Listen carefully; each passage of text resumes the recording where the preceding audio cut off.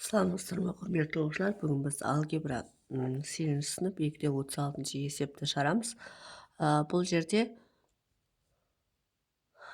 жерде мына есепті шығару үшін бірінші жақшаны ашамыз, яғни x ке көбейтеміз, бізде x квадрат болады, x минус 4-ке көбейтеміз, минус 4x болады, 3-те x ке көбейтеміз, плюс 3x болады, 3-те 4-ке көбейтеміз, минус 12 болады. Теңдіктің сол жағына плюс 12 өтеді, тең 0 болады. Енді осы жерден x квадрат қалады. Минус 4x пен плюс 3x қосылып минус x береді. Минус 12 пен плюс 12 0-ге тең болады. Енді осы жерде x жақшаны сыртына жіберсек, x минус 1 тең 0 болады. x1-іміз 0-ге тең, x2-іміз 1-ге тең. Бұл жерде міне осылай жеке-жеке шара салсақ болады. Екіншісі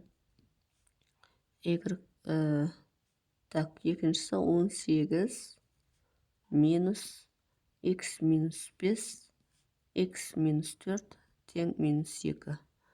Енді 18-ті қалдырамыз, минусты қалдырамыз, жақшаны ашайық. Мына екеуін көбейтеміз, x квадрат болады. Мына екеуін көбейтеміз, минус 4x болады. Мына екеуін көбейтеміз, минус 5x болады. Мына екеуін көбейтеміз, плюс 20 болады.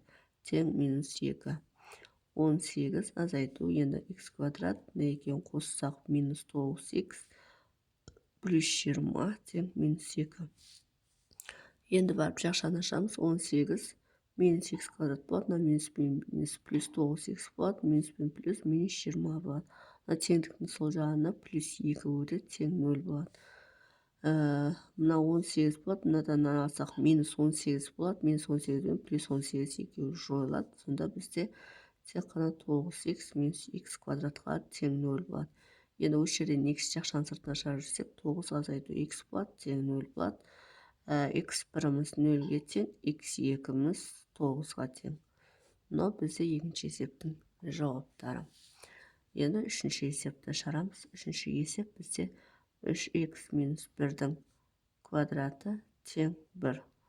Енді мына екі өрнектің айырмасының квадратын ашамыз. 9x квадрат минус 3-те 2 өтсек 6x плюс 1 тең 1. 9x квадрат минус 6x, мына плюс 1, мына тең сол жағына минус 1 өтеді, тең 0 болады. Плюс 1 мен минус 1 жойылады. Енді осы жерден 9x квадрат минус 6x тең 0 болады. Енді екі жағында 3-ке бөлеміз. Өйткені 3-ке бөліп тастасақ болады, өйткені мынауда 3-ке бөлінеді, сонда 3x квадрат минус 2x тең 0 деп жазамыз. Енді осы жерден x жақшаны сыртына шығарып жүрсек, 3x минус 2 тең 0 болады. Сонда x1-іміз 0-ге тең, x2-іміз 2 бөлінген 3-ке тең. Мынау бізде есептің жауабы. Бұл үшіншісі, енді төртіншісін шығарамыз меже. Төртіншісі 5x плюс 2x плюс 1, x минус 3 тең 0. Енді 5x қалады. Мына екеуін көбейтеміз, плюс 2x квадрат болады. Мына екеуін көбейтеміз, минус 6x болады. Мына екеуін көбейтеміз, плюс x болады. Мына екеуін көбейтеміз, минус 3 болады, тең 0 болады. 2x квадрат қалады. Мынамен мынау қосылып, мына екеуі минус 5x болады. Мынамен жойылады. Минус 3 болады, тең 0 болады.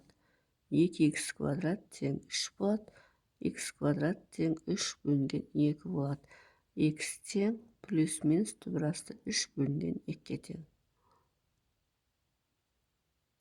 Міне осылай шығарсақ болады. Мынаның квадраты бізде 2-ден 3-ті береді.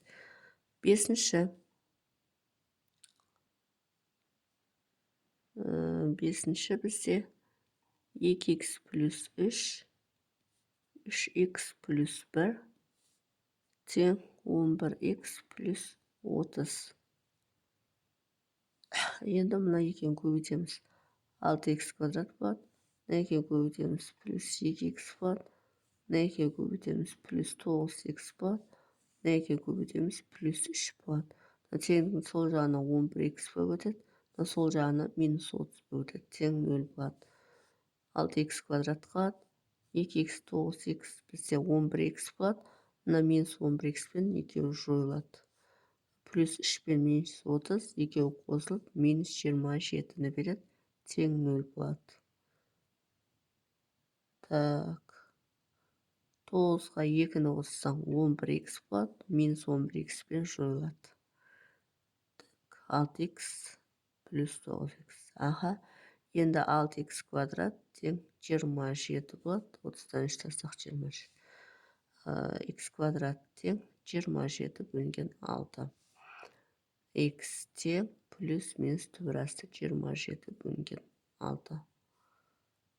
Енді түбірасты 27-ні қалай жіктеуге болады?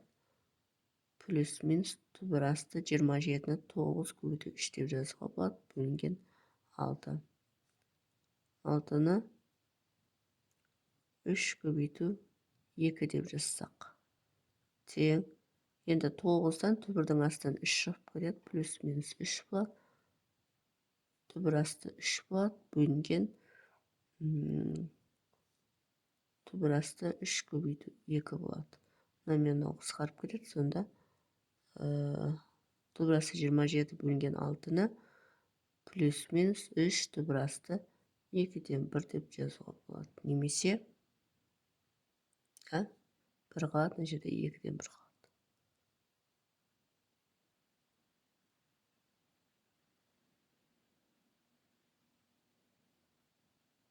Так, 27 бөлінген 2 болады. Түбірасты 6-ны сол күйінше жазасақ. Так, мынаны бүйтіп жазасақ. Плюс минус мынаны 3 түбірасты 3 бөлінген 6. Сырттан емес, сырттан қысқарады екен ғой. Мына жер 1 болады, мына жер 2 болады. Сонда плюс минус түбірасты 3 бөлінген 2 деп жазуға болады. Жоқ, түбірасты 6 түбірдің астында. Жоқ. Х тең плюс минус 3 түбірасты 3 бөлінген түбірасты 6. Осылай жаза салуға болады. Бұл бізде 5-ші есеп. Енді 6-шы есепті шығарамыз. 6-шы есеп бізде х квадрат минус 5 тең х минус 5 2х минус 1. Енді х квадрат минус 5 сол күйінше қалдырамыз. Мына екеуін көбейтеміз, бізде 2х квадрат қалады. Мына екеуін көбейтеміз, минус х болады. Мына екеуін көбейтеміз, минус 10х болады. Мына екеуін көбейтеміз, плюс 5 болады. Х квадрат минус 5 тең 2х квадрат. Мына екеуін қоссақ, минус 11х плюс 5 болады. Енді мына теңдіктің оң жағына өткіземіз. 2х квадрат минус 11х плюс 5 минус х квадрат плюс 5 болып өтеді. Минус х квадрат плюс 5 болады, тең 0 болады. Енді х квадрат пен 2х квадрат пен х квадратты алып тастайтын болсақ, бізде х квадраттың өзі болады. Плюс 11х болады. Плюс 5 пен плюс 5 қосылып плюс 10 болады, тең 0 болады. Енді осы квадрат теңдеуішті шығарамыз. Бұл квадрат теңдеуіші үшін дискриминант аламыз. 11-дің квадраты минус 4 көбейту 10. Енді 11-дің квадраты 121, азайту 4 10 көбейтсек 40 болады. Енді 121-ден 40-ты алып тастаймыз. Яғни 121 азайту 40 бізде 81 болады. 81 бізде 9-дің квадраты. 9-дің квадраты. Енді x1, x2-ні табамыз. Ол бізде минус 11 плюс минус 9 бөлінген 2 болады. Минус 11-ді минус 9-ға бөлсек минус 20, минус 20-ны 2-ге бөлсек минус 10 болады. Минус 11-ге плюс 9 қоссақ минус 2 қалады. Минус 2-ді минус 2-ге бөлсек минус 1 болады. Сонда есептің бірінші жауабы минус 10, екіншісі минус 1 болады. Есептің шығар жолы осындай. Егер есептің шығар жолы түсінікті болса, лайк басып, комментарий жазып, каналыма тіркеліп кетсеңіздер болады.